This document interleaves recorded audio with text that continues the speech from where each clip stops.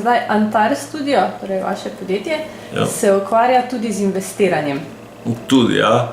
Sicer zdaj malo manj, v prejšnjem obdobju je bilo malo več, ko je bilo pač finančno bolj plodno. Drugače pa ja, glede na moje izkušnje, ki jih imam teh 18 let, se ukvarjamo tudi z gradbenim inženiringom, kar pomeni, da prevzamemo kompleten projekt, se pravi od začetka do konca in ga sprovedemo od prvega nakupa, bom rekel, zemljišča, pa do, bom rekel, predaje ključev z uporabnim dovoljenjem investitorju.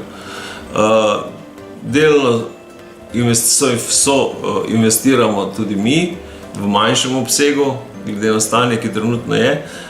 Večino pa, se pravi, prevzamemo potem cel gradbeni inženiring in speljamo zadevo od začetka do konca z našimi oziroma z partnerji, zunanjimi partnerji. Na kakšen način pa ponavadi najdete partnerje oziroma oni najdejo vas?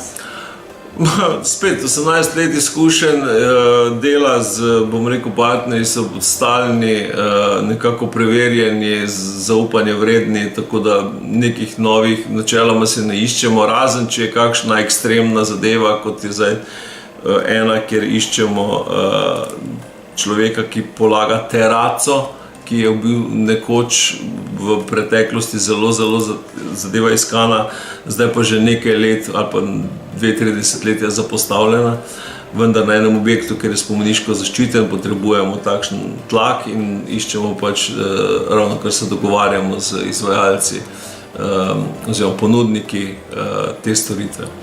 In kaj je to teraca? Teraco, to je v bistvu brušen beton. Se pravi, to, če pogledamo staromeščanske stvari, to so take pikice noter se pravi v tleh, temno-sive, svetlo-sive, mali, to se vlije beton in se potem razlije, potem se pa to brusi in potem naratajo ti kamenčki, ki so noter v tem betonu, nastane kot taki mali špric, zdaj pa odvisno, kako granulacijo tega kamna imaš. To je zahtevano zaradi spomeniškega varstva? Ja, tako je, zato ker je zadeva objekt, ki ga zdaj delamo, je spomeniško zaščiten in zahtevajo, bom rekel, v enem delu tega, da mora biti tak tlak. Kako pa je na splošno s spomeniškim varstvom na Ptuju? Je veliko stavb zaščitenih? Ja, lahko rečemo, da je skoraj celo mestno jedro zaščiteno, spomeniško, ne? Lahko, ja, skoraj zagotovim, da je eno najbolj spomeniško zaščitenih mest v Sloveniji. Res, tudi recimo, če greš kilometer, dva ven iz mesta, pri vsaki gradnji moraš v bistvu imeti soglasje spomeniškega varstva, zato ker je rimski vodovod, pa Panorama, recimo, je tam celo naselje. Ogromno je teh stvari, ki so pač vodili. To je bilo le, bomo rekel, trgovsko mesto, ne? In je bilo ogromno iz rimskih časov je stvari pod zemljo in je zelo, bom rekel, zaščiteno, no? Ampak je tudi prav, se strinjam. Koliko časa pa približno traja, da spomeniško varstvo nekaj odobri?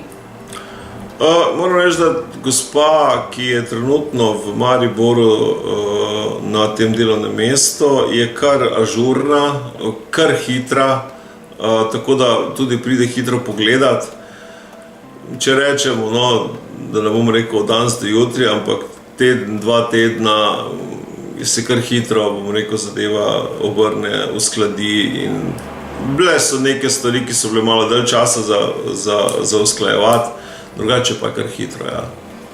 Oddati je treba prošnjo za odobritev, potem se pride to pogledat in potem se lahko stvar začne prenavljati. Ja, v bistvu tako, ne. Najprej v štartu se zadeva da predlog za, bom rekel, soglasje, ne. Da oni v bistvu dajo pogoje, pod kakšnimi pogoji ti lahko v bistvu določeno stvar obnavljaš, ne. In oni pogledajo in dajo pogoje. Če rečem na pamet, fasada je lahko takšne barve, s takšnimi materiali, notranji del je takšen material, atrij mora biti, spode mora biti teraco ali škril ali mačje glave, pač to so pa neki tlaki, ki so pač v preteklosti bili, da se pač ohrani ta izgled staromeščanskega. Streha mora biti samo rdeča, z bobrovec in tako naprej. In to so ti pogoji, katere dobiš in potem moraš te pogoje izpolnjevati in pri vsakem moraš podobiti še, dovoljenje, se pravi, dovoljenje v smislu, pokazati moraš, ta kotalno oblogo bom dal, v pogojih je napisana, ta kotalna obloga, bolj za tvoje lastno dobro, da imaš še eno potrditev, ok, v redu, to je v redu, čeprav tam piše noter, da mora biti rdeče barve, ampak vseeno, imaš še potrditev in potem lahko to ugradiš. In tudi tisti, ki ugrajujejo, morajo biti strokovno usposobljeni in tudi z referencami na področju ugrajevanja materialov in postopkov pri teh takšnih objektih.